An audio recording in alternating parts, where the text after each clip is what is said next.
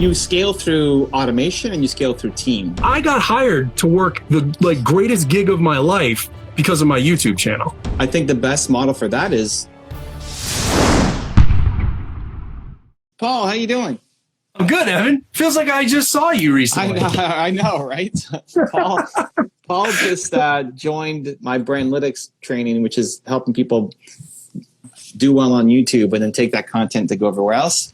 And we did a channel breakdown for him. Was that yesterday? That was so great. That was yesterday. Oh my gosh, that was yesterday. Was that? Yeah, it was great. Thank you so much. Was it helpful? Oh, so great. So great. And, you know, some of it, because I had been watching your other channel breakdowns you did, you know, some of it I knew was coming, but then there's always, every time I watch you, man, I just learn. It's not even like I learned one thing. There's always a couple things I'm like, and I'm so glad I made that year commitment, because I'm like, at the end of this year, my channel's going to be in such a better place. It's going to be awesome. I love it, man. I love it. And thank you for being kind of our little guinea pig for the session. So we had 45 minutes of a deep dive into Paul's channel with everybody in Brandlytics kind of watching along and joining on the journey. And sometimes that's hard to see, you know, especially with other people watching. But no, you were great. And then we did 45 minutes of Q&A. But we've got this time, extra time together. What else can I kind of bring value to you, or things that you're considering, whether it's YouTube or something else? Well, there's two things I was like, man, if I'm learning this much already from him about YouTube, I was like, I'm going to try to sneak a little bit beyond YouTube. Because I know from watching your stuff that one of your things that you've said over and over again you're really good at is scaling. And I've been in business for 17 years, and I've just been a one-person business the whole time. I mean, I do some Fiverr, right? You do some outsourcing and stuff, but it's always really just been me. And I was so focused on sort of staying in my lane with my business and just trying to manage my day-to-day that I really never even thought for most of those years about scaling. But one of the things I've come to understand is I have so many things I want to do, and I have so many ideas that I think are good ideas. And I'm like, the only way I'm going to get as much done as I want is if I can scale. And so I was like, I know that there's a lot there, but like, how do I even start thinking really about scaling? So you scale through automation and you scale through team, and ultimately, you know, you'll need both. If you look at what I'm doing now, we've got 30 something people on the team. So that's what allows me to get a lot of stuff out. I mean, we couldn't make 10,000 videos by myself. Right. So I think the thing that you need to figure out is ultimately what's the business model going to be for the ideas. So what I love doing is, at the beginning, I like doing things myself. I love starting projects. I like testing it. And then the goal is, can I get this far enough by myself to turn it into a path to profitability that then I can work myself out of the equation and hand over to team? Okay. So if you take any of these, like, what's one of the ideas that you have that you'd love to scale and work on? All right. So I told you yesterday, I actually have 3 channels, right? And the one is the original. It goes all the way back to 2006. That's when I was more entertainment focused. The third channel, the most recent channel, is barely functional at all, because I'm trying to figure out what you were talking about. Like, what I've noticed in this industry beyond the entertainment side, hypnotism, people who want to help people quit smoking or lose weight or whatever. There's so many applications. Like Evan, I used hypnosis in a woman's brain surgery once. You know, like, there's so many ways that hypnosis can help people. And in our industry, everybody's in their own silo. Like, there's this real cultural thing in our industry of like, you open your practice and you try to do everything you can yourself. And so what's really happened that I've seen is hypnotists end up they're all sort of saying what I said to you to open this up today. Like, they're all just wearing so many hats that they're not having the reach they could have. They're not helping as many people. And so I was like, my third channel is all around this idea that I'm still trying to sort out of, like, what if I built a network of hypnotists and said, just stop trying to do it all yourself and just be good at the one thing you're really good at. And let's form a network of hypnotists and aggregate all of our audiences that we have and all of our people that we have and put them in one place so that we can all help more people. So what I'd like to really do is build this sort of, I don't know if it's really a company on its own or if it's just a project, but I really want to make a place where all these hypnotists come together and say, I'm not going to worry that Evan's getting my clients that I could have for golf hypnosis, because really that's not my passion, and I'm going to just stop doing that. I'm going to focus on what makes me happy to work with people and just try to help as many people in this one thing. So, that's very personality driven. Like some people are in the competition mindset and some people are in the cooperation mindset.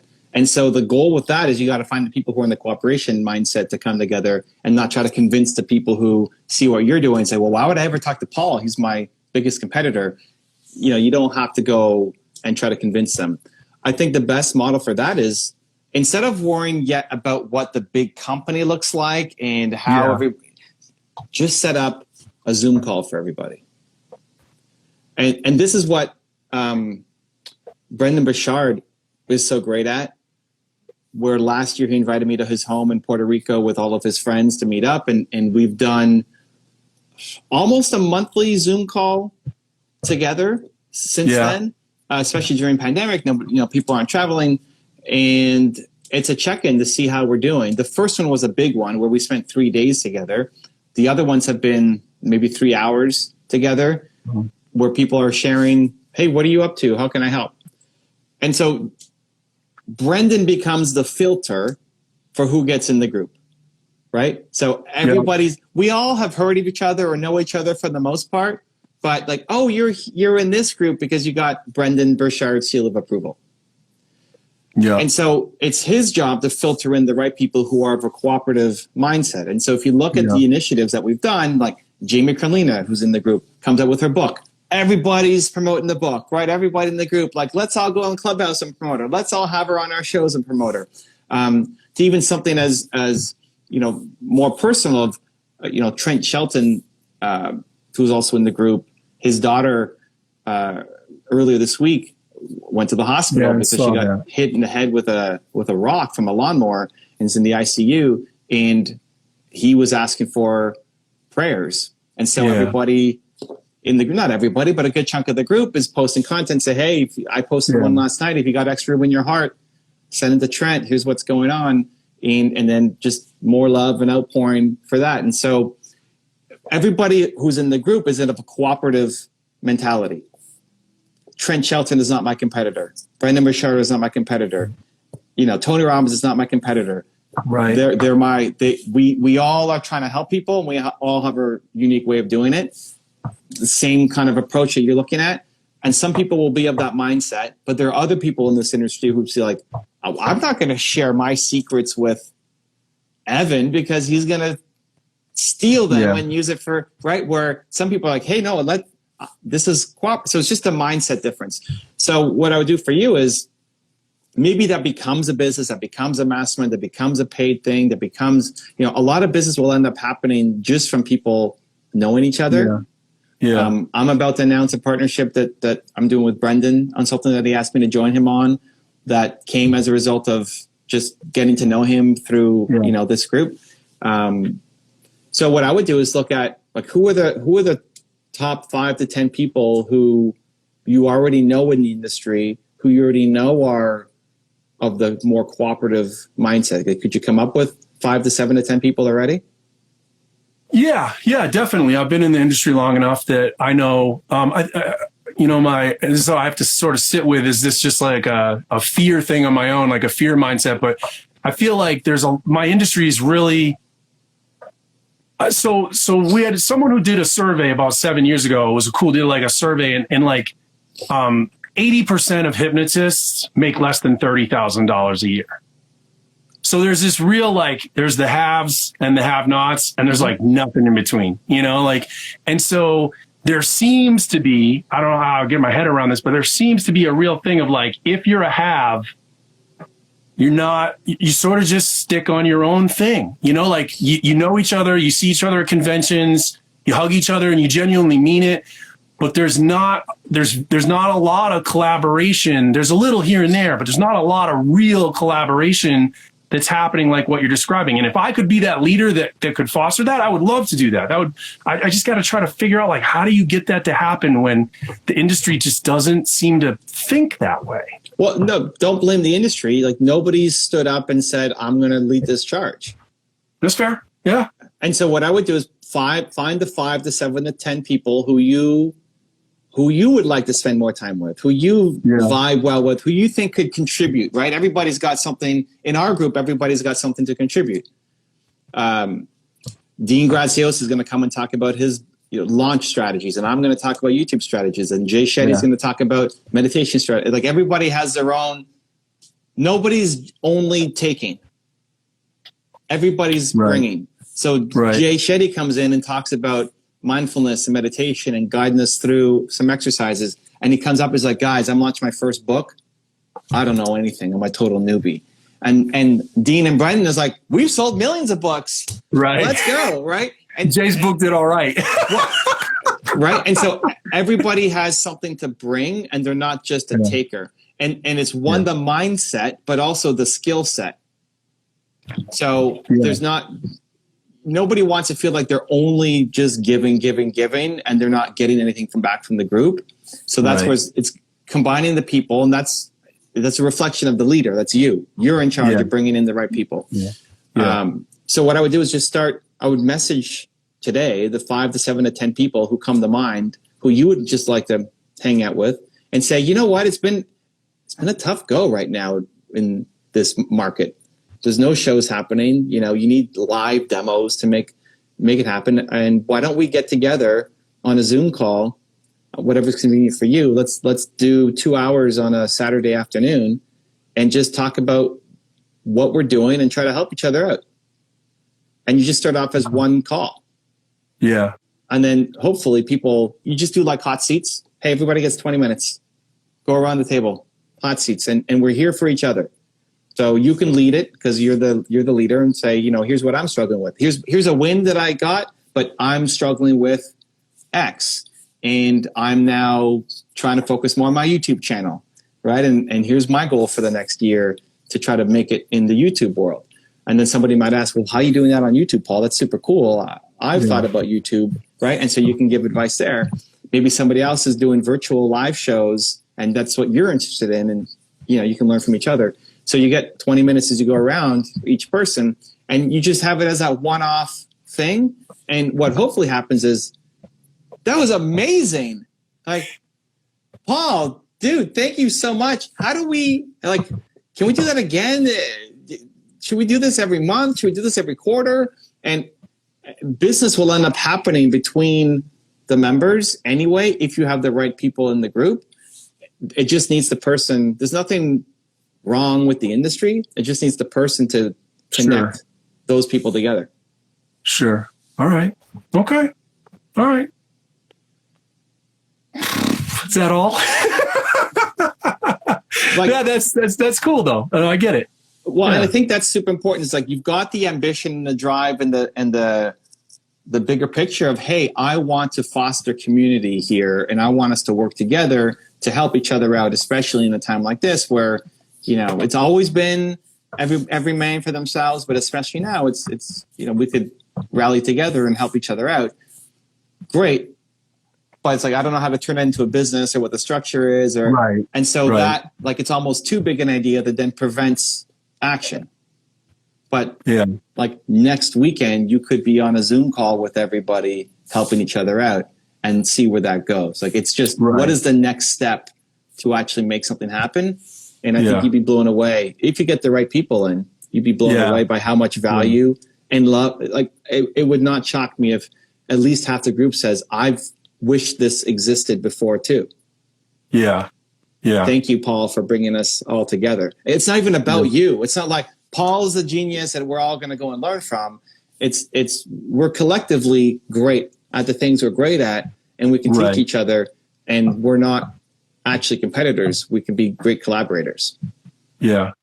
Let me shift gears a little bit with you, because the other thing I really wanted to ask you is, because I know, like, again, as I described myself before, I tend to be so focused in my profession I'm not always looking outside of it. And I know you have this wealth of people that you touch and come across through all different industries. Like, there seems to be a real feeling lately that, and I don't know if it's just a feeling or if it's real, but that people are sensing that maybe we're starting to get to a place where some momentum is building, and maybe people can start to feel like they don't have to just hide in their houses all the time, right? But you've probably been talking to people for the past year with all the changes that have gone on and all the crazy stuff that's happened. Like, for small business people, like, is there like some kind of is it going to be all about just trying to see how we can sort of get back to something that's almost like the way it used to be? Or do small business owners need to really fundamentally look at how we do business differently because of all this pandemic stuff and economy stuff? Like, are you looking, I guess, I'm sorry, I'm not being more articulate, but are you looking at just continuing to do what you've done well and explore new things? Or you have any moments in the past year where you're like, man, we need to really look at just fundamentally doing business differently? So a bit of both. Yeah. I think people love connecting in person. So that's coming back. Yeah. If you want to go back and do live shows, and I know we talked yesterday about interest level and if you want to be the college entertainment guy or not and that kind of stuff, but people will come back. People need the connection. People need the live shows. It will come back. Yeah. I look at this I have the largest salsa dancing studio in Toronto, in Canada, maybe North America. We'll teach up to 5,000 people a year how to dance salsa, but wow. It's the least friendly COVID business in the world because you have to touch people, right? Yeah. I mean, it's less friendly than your live shows. You could do a live show socially distanced with 50 people in a giant room. You can't dance salsa without a partner. Yeah. Right? And it's strangers. That's why people are signing up. So, the business has been decimated. Now, it's going to come back. Like, people still need connection. People will still want to learn how to dance. People will still want to meet people. It will come back. And so that I'm not so worried about. It's still a question of timing. I think it's taken a lot longer than anybody thought at the beginning, but it looks like we've got hope on the horizon, and it will come back.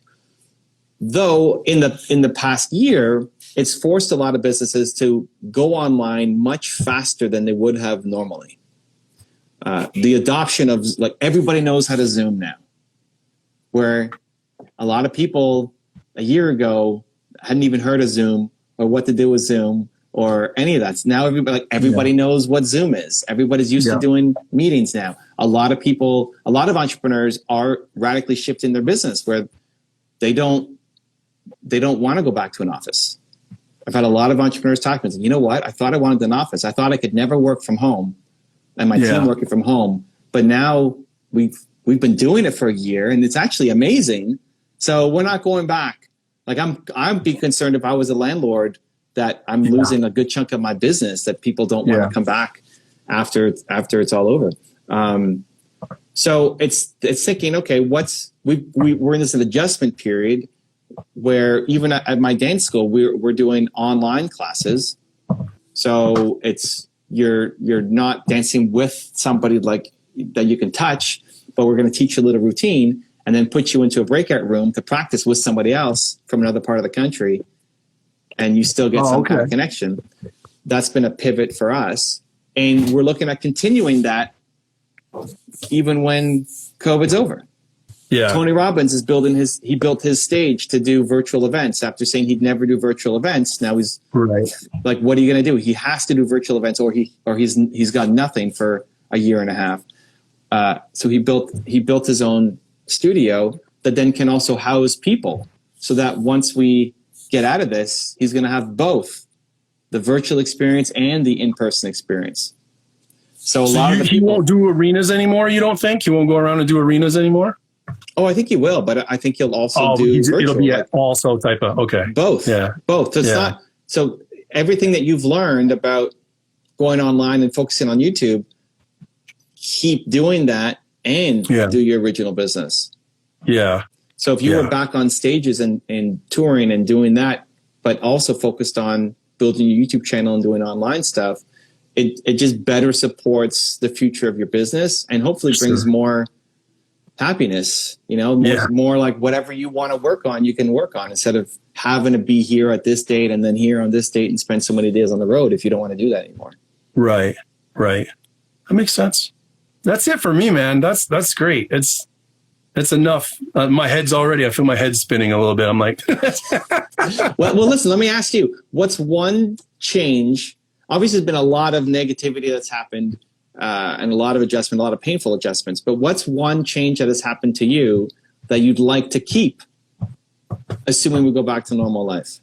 It's been really interesting to me how when I started out in business for myself, I felt like the first and easiest way for me to get attention to what I do was to start that YouTube channel. And then how the more successful my business became, my entertainment business, the more I neglected that YouTube channel. And so now that everything is sort of flipped back again, it's been really interesting to me how I've been like, go back to YouTube. Like YouTube's work. I mean, we didn't talk about this yesterday, Evan, because I wanted to get right into you talking about my channel, but like, you saw my channel. I hadn't put anything up on my channel in a year, but that channel, I've never run an ad. I've never done any of that stuff. That channel's made me a lot of money without using the monetization stuff. Like I got hired by Pepsi. I got hired by Bud Light. I got hired by Bud Light do you remember, there was a really cool Super Bowl commercial that was called Up for Whatever, where the guy goes in a bar and the bartender comes up to him and she says, he goes, I'll have a Bud Light, please. She goes, if I give you this Bud Light, do you take whatever comes with it? And he goes, okay. Yeah, sure. And when he takes it, then he meets Don Cheadle in an elevator and he plays ping pong with Arnold Schwarzenegger. And do you remember that commercial? Okay. No, but I don't watch football. You know what? So it was a Super Bowl commercial. It was a Super Bowl commercial that went viral, and it was really, really big. And when that commercial went viral, then the agency that was doing that stuff for Bud Light, they were like, all right, now what do we do? And so they decided, well, instead of like giving one person an amazing experience, let's give like a whole bunch of people an amazing experience. So they rented Crested Butte, Colorado, and they took over one street in the town and they threw a party for a whole weekend in the summertime when skiers weren't there. And they hired all these artists to be the entertainment. And so like I got hired to work the like greatest gig of my life because of my YouTube channel. Like they flew me out to Crested Butte. They let me bring a friend. I was hanging out with, there was like Vanilla Ice and Casey and the Sunshine Band, and like everyone you could think of was there doing this crazy weekend where they just partied all weekend and had like, that was all because of my YouTube channel. And for some reason, I sort of forgot about that and stopped paying attention to it. So I think the biggest thing for me now is like get back to just sharing. It feels good to share what I do with people and to let them have fun around seeing those videos. And I think definitely the YouTube is the biggest thing. And then extending from that, how do I take that same, like, all right, they're already getting to know me online, so how do I just keep getting to know them online? Like, I really am not so worried about going back. I'd like to do shows again in person. It's a lot of fun, but I'm happy to just connect like this because I can have an authentic conversation just like I'm having with you right now. Like, if I could do that with everyday people, that'd be great. That'd be fine. And for everybody watching too, just for context, I mean, Paul's got 1.9 thousand subscribers on YouTube. So it's not like he's got 1 million subscribers and then Pepsi comes calling and Bud Light comes calling and everything else, right? I mean, you can, now it's not nothing. It's not 100 subscribers, right. But it's a small channel. He's already getting big deals coming to him from there. Now imagine if he actually focused on putting more content up and doing the strategies. I mean, we looked at his channel yesterday and he was applying some of the thumbnail strategies that we talked about, and his watch time was up over 100%. Yeah. What was the number? Yeah. Something like 150% or something like that. Yeah. He hasn't added a video in a year and his watch time is up 150% or something like that just by updating the thumbnails. So, you've, and this is the power of YouTube. It's you and other people as well with a small base, just a little bit of strategy and some good execution.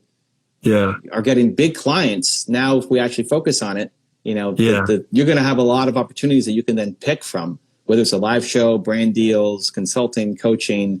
I'm super pumped for you, dude. There's so much hidden. There's so much I'm so opportunity. appreciative. Thank you. Thank you. You are really awesome. I appreciate your time. It's really great. Thank you. If you want to see another awesome one-on-one I did with an entrepreneur just like you, check out the video right there next to me. I think you'll enjoy it. Continue to believe, and I'll see you there. This is the number one bit of advice I'm giving everybody, up to Dean Graziosi and Brendan Burchard level people. All you have to do is show up.